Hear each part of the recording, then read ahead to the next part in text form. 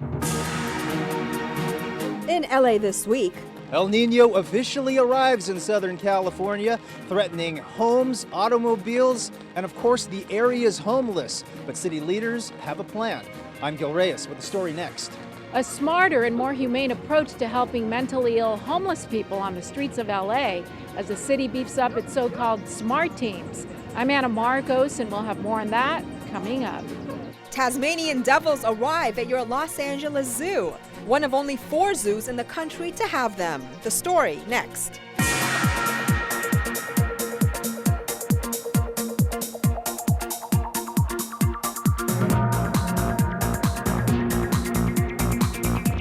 Hello and welcome to LA This Week. Thanks for joining us. I'm Yana Kay. Well, months of preparation, all coming down to this. El Nino arrives in Southern California, but local leaders say the city is prepared, with catch basins cleared, homeowners warned, and emergency housing available for the homeless. Gil Reyes has more from Skid Row. Gil. Well, that is right, Yana. The rains may come and they may go this season, but as you can see, El Nino is officially here. That is why LA Mayor Eric Garcetti threw an emergency meeting with other city leaders to help get people prepared if they aren't prepared already. It is finally here and expected to be especially tough for LA's homeless. Ask Shelley Flood, who lives on Skid Row, the daughter of the late All-Star center fielder Kurt Flood from the St. Louis Cardinals, is living on the streets during El Nino. Now I'm soaking wet out here. You know, it is what it is. People know how to deal with it, and if they don't, then they find shelter underneath the doorways. But the city is helping her and others during this extraordinary rainy season, opening up thousands of additional shelter beds. We feel very comfortable in terms of the capacity. Part of it is the difficulty of getting people to actually come in. At a news conference in downtown, Mayor Eric Garcetti says the homeless can call a special hotline, 211. 211 will link people to the nearest shelter, with shuttle service available if necessary. But the problem for many of the homeless is that they're only allowed one small carry-on bag at many of the shelters. That means they'll have to leave tents, stoves, and other large valuables behind. What about all my belongings? What about the things that I own that are out on the street, that the thieves and the addicts will attack if I'm not there to guard them? Meantime, El Nino warnings go out to those lucky enough to have homes. Please make sure that your gutters are clear, your roof has been checked, and you've addressed any drainage issues on your property. More warnings for those lucky enough to have cars. Traffic will be a huge issue in Los Angeles. So I would ask people, please limit your trips. If you can stay at home, do so. But for the homeless, I don't know what's going to happen to me because I am out here. I'm looking for employment. I'm looking for a way out. On Skid Row, Gil Reyes for LA This Week. Now, shelter space is limited. You can call 211 for assistance. Meanwhile, volunteers gathered for an El Nino forum to discuss ways to best protect their neighborhoods. Gil Reyes reports from downtown LA. The civilian eyes and ears of LA's communities brace for what could be the worst rainy season in years. To get all of our neighborhood councils and homeowners associations involved. Councilman Paul Koretz helped organize this neighborhood council emergency forum in preparation for El Nino storms. Neighborhood councils are the most civically engaged of community groups, liaisons to elected officials regarding problems in each of their unique neighborhoods. For example, in Valley Village, we have a lot of homeless camps. We have a lot of people that are in the wash. Yeah, it's heartbreaking to see them when this is happening. I hope there's a plan for them. The next few months could be deadly for the homeless. In response, the City Council has voted to keep winter shelters open longer than usual and to open up public buildings as additional space. The LA City Fire Department will also be staffing more fire engines and specialists in urban search and rescue. Utilizing our CERT members to help enhance our capability as a fire department. CERT stands for Community Emergency Response Teams. These trained volunteers may be called to action when police and firefighters are too overwhelmed. Neighbors and neighborhood councils solving problems on their own if they have to. Preparing for El Nino, Gil Reyes for LA This Week. People are also urged to sign up for emergency alerts, register at notifyla.org or elninola.com.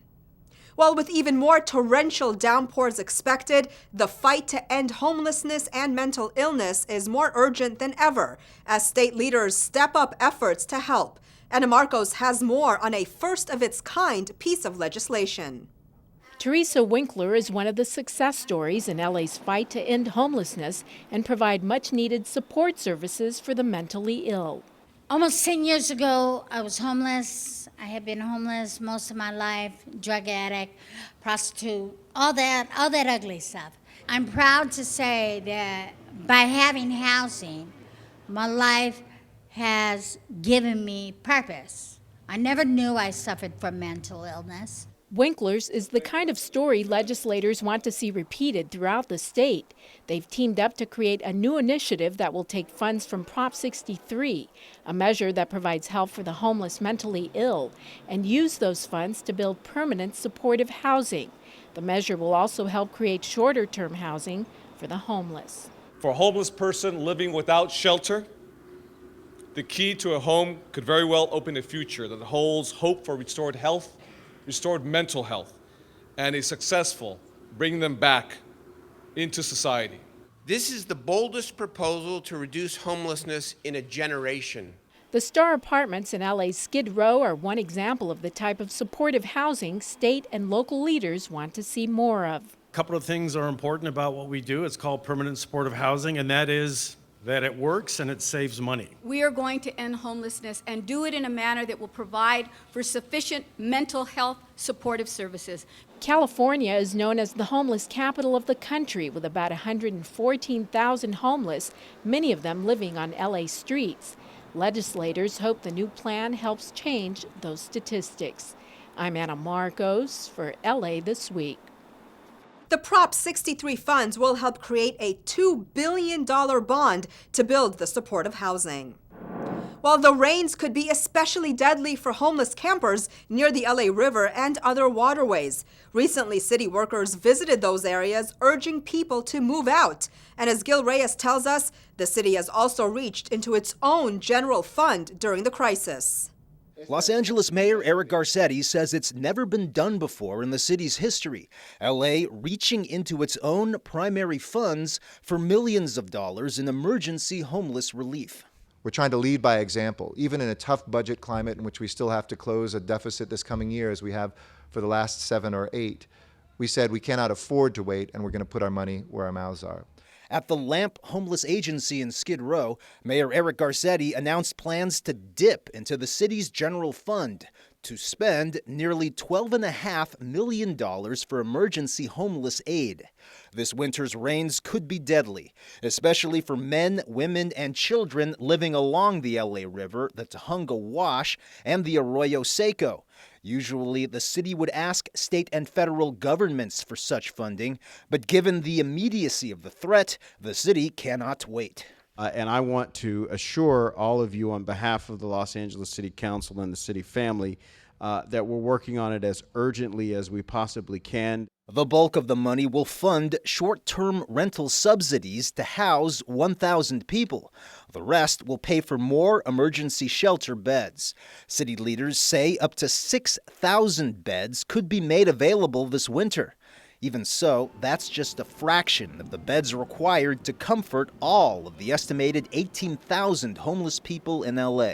So today's action is just one example of that, one modest example of many more that must follow. As of deadline time for this story, the city and county of Los Angeles were expected to release a more detailed joint plan to battle homelessness in the early part of this year. Gil Reyes for LA This Week. Meantime, talks for more funding from the state and federal levels continue. Well, in addition to finding shelter for the homeless during El Nino, city and county leaders have also teamed up to bring even more help to the mentally ill on Skid Row. And Marcos has more. Mentally ill residents in LA's homeless community are about to get a little TLC in their contacts with the law. The city and county plan to double the number of LAPD SMART teams on the street. system-wide mental assessment response units. It'll be a better place out on Skid Row. The SMART teams bring services, bring compassion, bring expertise, and can not only get people out of mental health crisis, but can get them off the street. The SMART teams pair up an LAPD officer with a county mental health worker. The teams can often de-escalate dangerous situations when police confront the mentally ill on Skid Row. These teams save lives. They transform lives. And they have been critical to our work, but we've always never had enough. Except for I'm a mental health person. I may not show it all the time. Some days I'll be off my meds. But what if one day I don't have, my meds in my system and I'm just going crazy? I wouldn't want you to approach me with guns or loudness or, you see what I'm saying? That's going to make me more afraid. And you're hearing voices, it's very confusing to you. You're being told to do things, you're not exactly sure why some of them seem bad things, and all of a sudden someone yells at you, stop. Right? Might you not run faster? Your response to someone reaching out is to move your arm like that. And when you do that, right now you've assaulted a police officer. City leaders estimate about a third of all homeless people on the streets have mental health problems. So having more officers trained in mental health is critical.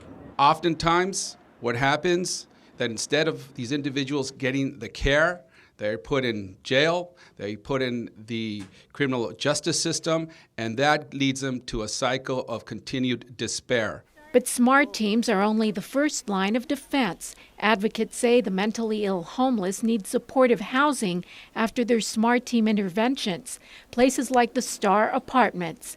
Here, residents get art therapy through Mosaic Building. They can even get job training and become artisans who are paid for their work. It provides work and a place to sell art. I just really enjoy making it. We're one of the supportive services that provide the much needed opportunity to connect, and we do that through creativity to connect and contribute to society. But the first step, beefing up the SMART teams, will put more help on the street for those who can't always help themselves. I'm Anna Marcos for LA This Week. The SMART teams will be on the street 7 days a week. Well, shooting massacres in France and San Bernardino have left many of us feeling vulnerable. As Gil Reyes reports, city leaders hope anti-terror training will boost people's confidence in local emergency response. In the aftermath of the recent terrorist attacks in Paris that claimed the lives of 130 victims, LA's first responders get organized. In this new world, it may not just be one shooting incident in one place, but multiple incidents in multiple places simultaneously. How quick can we muster? How quickly can we be ready? And how strongly can we respond? Very proud of the response here today. Mayor Eric Garcetti referring to the 400 law enforcement and fire personnel taking part in anti-terrorism training at Dodger Stadium.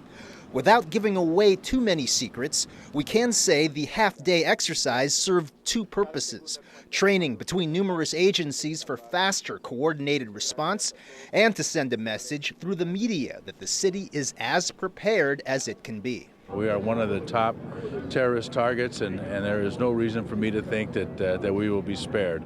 And that's one of the reasons why we train so hard and practice so thoroughly, is to make sure that when that day comes, and I still hope it never comes, that we will be ready. Recent shootings in Paris and in San Bernardino have left much of our region understandably scared.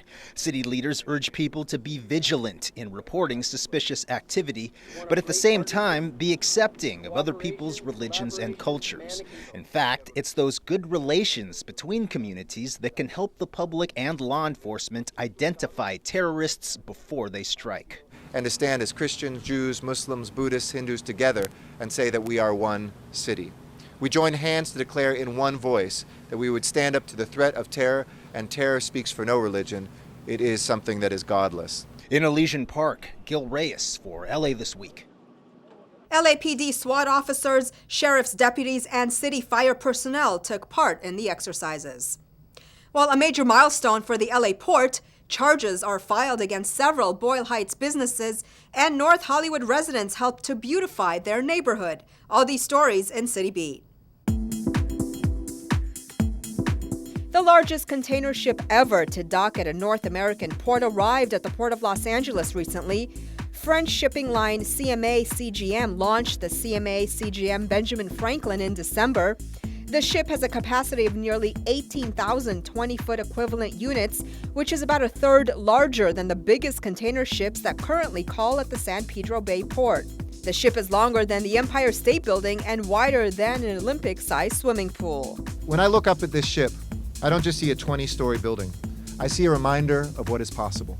City Attorney Mike Fuhrer, in collaboration with the California Environmental Protection Agency and other regulators, announced that his office has filed criminal charges against 5 metal plating businesses in Boyle Heights for various alleged environmental violations that pose a threat to public health and safety.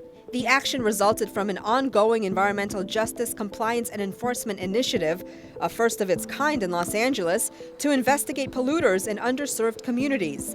Future operations are planned in Pacoima. We allegedly found metal dust containing carcinogens that, if it were airborne, would jeopardize the respiratory health of people who live in and around the neighborhood in which the dust was found. Los Angeles City Council member Paul Krikorian recently joined dozens of Cub Scouts, veterans, and neighborhood leaders in a tree planting project at North Hollywood Park. 100 new trees were planted in the community park, which recently lost a number of trees due to drought and disease. Officials say these new drought-tolerant trees will provide shade and create a more pleasant, useful, and sustainable green space for the community. This really was an effort of neighbors and young people and veterans and environmentalists and others who really cared about improving the quality of life in North Hollywood and the environment. For students in the 21st century, computer science is key to success in college and career. Rich Samuels looks at one school where computer science is front and center. From across the city, from UCLA and from the Los Angeles Unified School District, educators and community leaders came to Fauché Tech Academy to check out the innovative work of some talented seniors. This is the third year of seniors for the Fauché Tech Academy. They've been together for 3 years, and this is their showcase of all of their computer science work over the past 3 years. As their final project, they each took on an issue in the community and used technology to provide either awareness or a solution to the issue. It's all part of the Hour of Code campaign, a worldwide effort to expand access to computer science and increasing participation by women and underrepresented students of color. I learned different programming languages. I learned new life skills about marketing and about communication. And I've learned that it can be applied in everything that you do. So now I plan on attending college and majoring in computer science. The students tackle real-world problems from entirely new perspectives. For example, one of the issues we have here on campus is social responsibility. So one of the groups created Fauché Rewards, and they're trying to gamify school to get people to help each other and look out for each other. So hopefully it becomes a normal course of action. But with engaged teachers and industry mentors, students are discovering the skills they've learned aren't just for their future. You can make a difference right now. As a matter of fact, we need you to make a difference right now. As a matter of fact, we need you to lead right now. From Fauché Tech Academy in South Los Angeles, this is Rich Samuels for LA This Week. The Hour of Code event has introduced more than 100 million students worldwide to computer science. Well, you never get table service like this. Greater LA's African American Chamber of Commerce kicked off its inaugural Celebrity Waiter and Waitress Luncheon. Stars from every walk of life donated their services for a good cause. Anna Marcos has the story. These aren't just run-of-the-mill waiters and waitresses. There are some big VIPs here, all taking part in the first-ever Celebrity Waiter and Waitress Luncheon.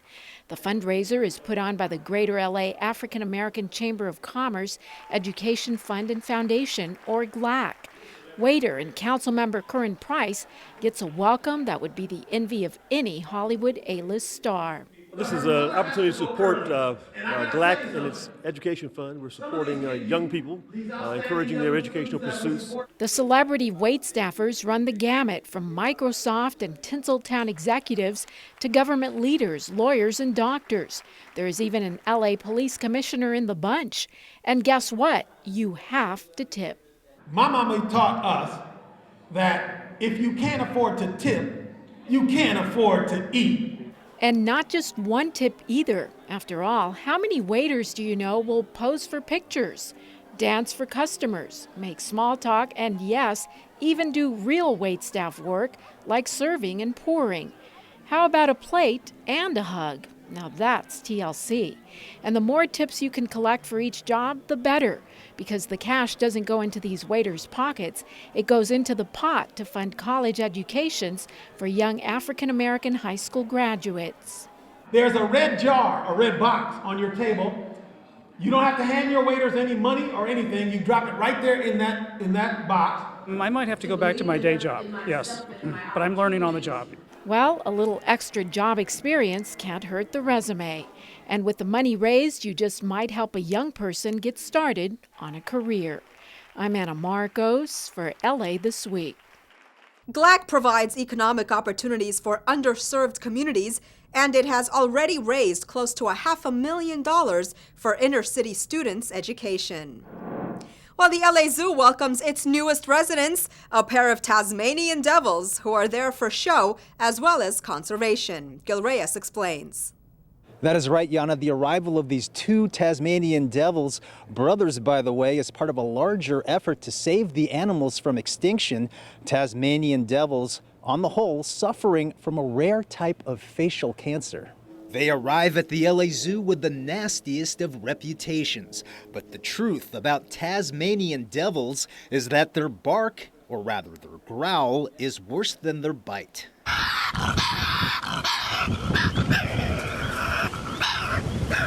Contrary to belief, they are not the vicious creatures that people think they are. You might have been expecting this, the snarling tough guy from Looney Tunes, destroying everything in his path like a tornado. But Robin Parker, senior zoo animal keeper, says real Tasmanian Devils are usually quite timid, until provoked. They can spin, but not quite like the cartoon character. And why do they spin? What's that? It's normally an aggressive behavior. Though only the size of a small dog, Tasmanian Devils are the largest marsupial carnivores in the world. They attack in groups, eat animals whole, and have terrifying, bone-chilling shrieks to go with those sharp teeth. The two brothers come to us from a wildlife sanctuary in Tasmania, Australia. We hope people enjoy it. They are threatened and endangered in Australia, and we hope to be part of the solutions going forward in the future. LA Zoo Director John Lewis says more than half of the population has been wiped out in recent years, mainly because of devil facial tumor disease, a parasitic cancer. The brothers, around 3 years old, are cancer-free. The long-term goal is to find the mates so they can help produce colonies of healthy offspring. They don't eat humans whole, do they? I hope not. Rodents, chunk meat, and rabbits mostly. At the LA Zoo, Gil Reyes for LA This Week. The LA Zoo is one of only 4 zoos in the nation that have taken in the creatures. Well, 13th District Councilman Mitch O'Farrell celebrated 2 years in office with a recommitment to community empowerment. Rich Samuels has more. It seemed like everyone turned out for Councilman Mitch O'Farrell's Family Resource Fair, held recently on the campus of Rosemont Elementary School. The fair wasn't just informative and empowering. We're having fun. We have about 18 agencies and nonprofits partnering with us today, and we're offering dental screenings, medical screenings, we're offering immigration services, as well as pony rides for the kids, hot dogs, free food, bounce houses for the kids, but also city services. Those city services range from sanitation in the public library to homeless services, the LAPD, and the fire department. We like being in the neighborhood and letting constituents know that we're here for them and that there are a lot of agencies and nonprofits that exist to serve the public. This is Rich Samuels for LA This Week. Councilman O'Farrell has made outreach a top priority, leading close to 24 community walks throughout his district since he took office. While aspiring drummers go head-to-head, celebrating African American films and hiding your identity takes on a whole new look. All this in this week's Things to Do. The search for the top undiscovered drummer heats up during the Guitar Center's Drum Off Finals. After making it through the preliminary rounds, the top 5 undiscovered drummers will hit the stage at Club Nokia to compete for the Drum Off title. The Drum Off competition was developed to inspire and support drummers in the pursuit of their musical aspirations. Drum Off is committed to rewarding and recognizing talent by providing a launching pad for a professional career as a drummer. To compete, you need to sign up at a participating Guitar Center store. For more, visit drumoff.guitarcenter.com. The California African American Museum celebrates African American cinematic moments from the 1940s through an independent lens. Coloring Independently is an exhibition of more than 80 film stills and related photographs from the unique collection surrounding African American films from the 1940s. The show features images of African Americans in movies during a time of limited character roles and access to the mainstream movie industry.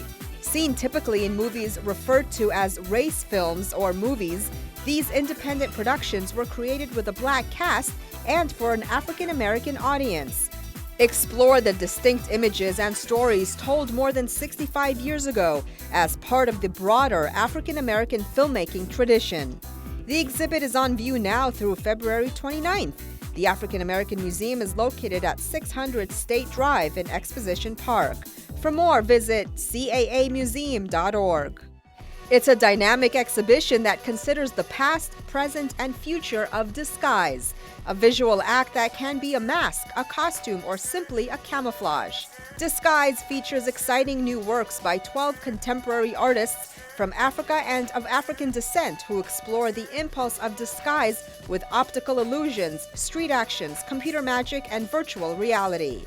Together, these works will engage visitors' imaginations as they consider the art of masking as a transformative process, one that is informed by a multiplicity of influences, from historical African masquerade traditions to contemporary global culture and digital media. It's on view now until March 13th at UCLA's Fowler Museum. For more, visit fowler.ucla.edu.